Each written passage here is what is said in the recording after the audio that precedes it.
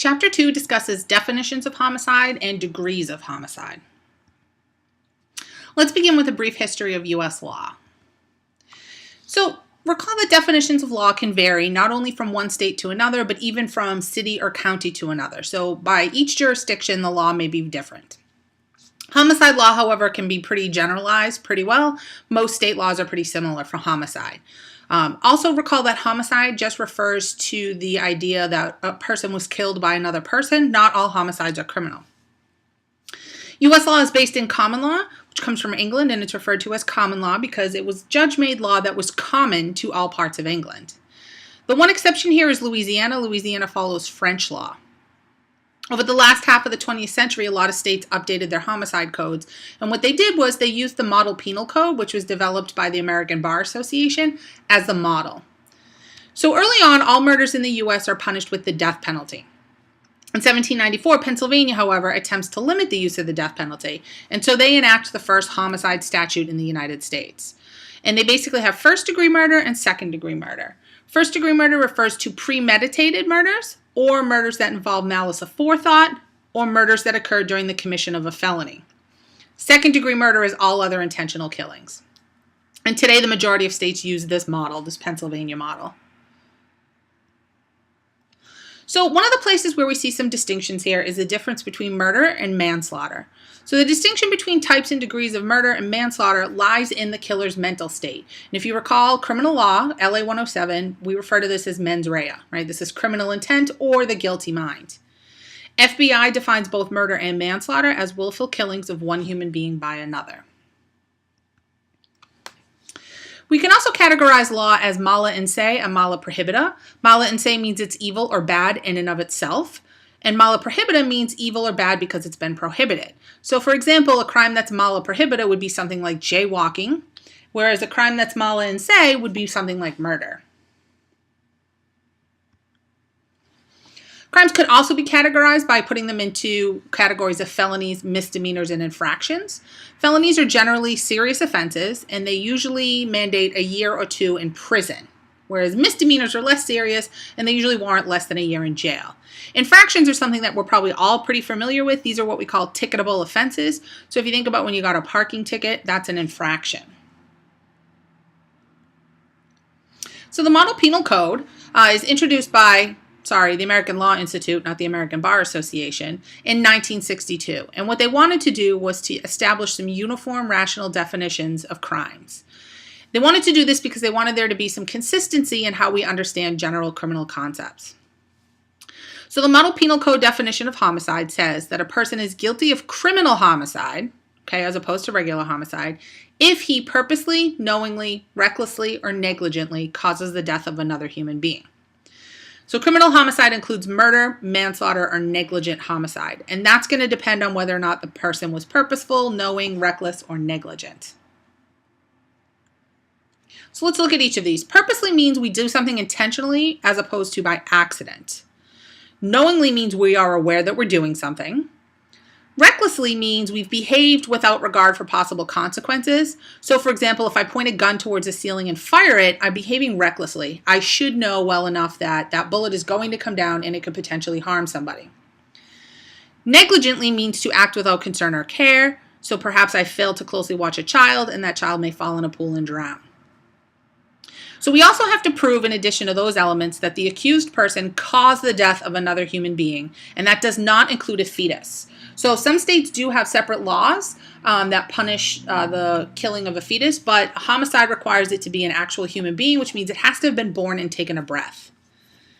If a killing is justifiable, it's not criminal. So this could be a police officer in the course of their job, self-defense, defense of others, or when somebody kills during war. So let's look at degrees and types of murder. So for murder, we have first-degree murder, and we're going to use the Model Penal Code definition. This is the unlawful killing of one person by another with malice aforethought and with deliberation, purpose, design, or premeditation. So the key here really is premeditation. Okay? We can then further divide this into murder and voluntary murder. So murder is the unlawful killing of one person by another with malice aforethought, whereas voluntary murder is the unlawful killing of one person by another intentionally with adequate provocation and committed in the heat of passion. So you might have heard in the past of murders that are committed in the heat of passion. The example that's kind of typically given for this is you come home and you find your spouse in bed with someone else and you shoot your spouse. This is still illegal, but it's not considered premeditated. Manslaughter is the unlawful killing of a human being without premeditation, and some places refer to this as third-degree murder, but it is a distinct separate offense from actual murder. So most states follow common law, which reduces the penalties when the killer is in the throes of excusably provoked emotional state of passion. So basically, provocation then is considered an affirmative defense. So it's not a defense that says you're not guilty of the crime. It's a defense that says, yes, you did what you did, but there was a reason for doing it. And the burden here lies on the defendant. The defendant has to prove this provocation. However, they don't have to prove it beyond a reasonable doubt. They just have to prove it by a preponderance of the evidence. So the defense has to show that the accused acted as any reasonable person would act and lost emotional control because of some provocation by the victim. However, there's really limited circumstances here. You can't just say, any provocation is grounds for you to do this. So this could be an illegal arrest, someone who's committing adultery with your spouse, physical injury, or mutual combat.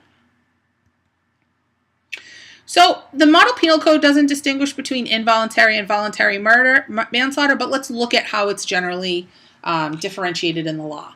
So involuntary manslaughter is an unintentional homicide under common law, whereas voluntary manslaughter was killing done in the heat of passion, thought to be provoked by the victim's actions.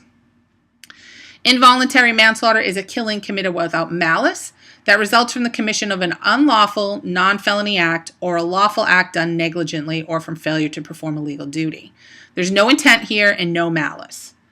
Involuntary manslaughter, the issue here is that a reasonable person would have acted rashly in these same circumstances.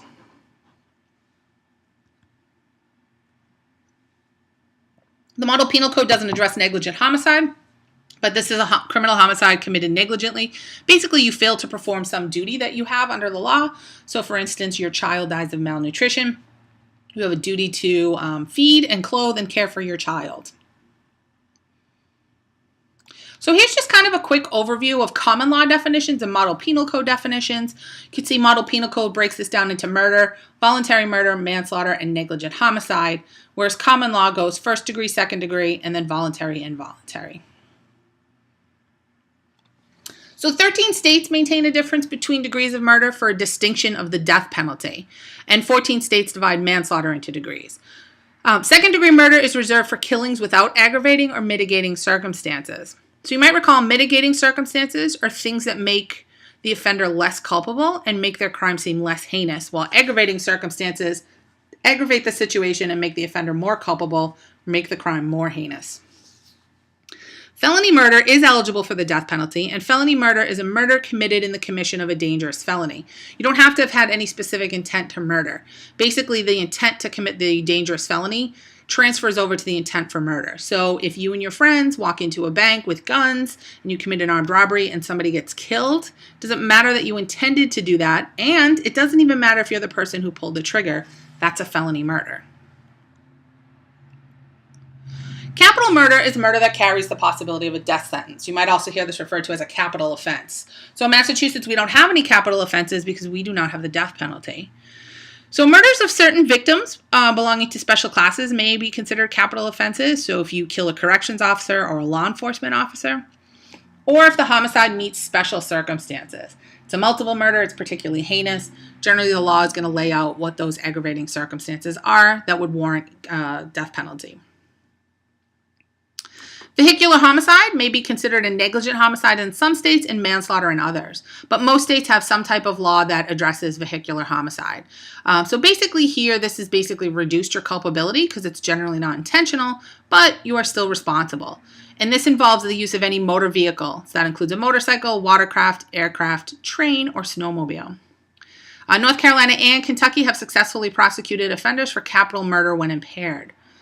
Intoxication that leads to a vehicular homicide is a partial defense. It lessens your culpability because there's no intent present, but you are still responsible and you will still serve time. Many jurisdictions follow what's called the year and a day rule. So if a victim sustains injuries and they succumb to those injuries and die within a year and a day of the incident, then the offender can be charged with murder. If they don't die within a year and a day, then generally the offender is not charged with murder, but they would still be charged with an aggravated assault or potentially attempted murder. And that wraps up chapter 2.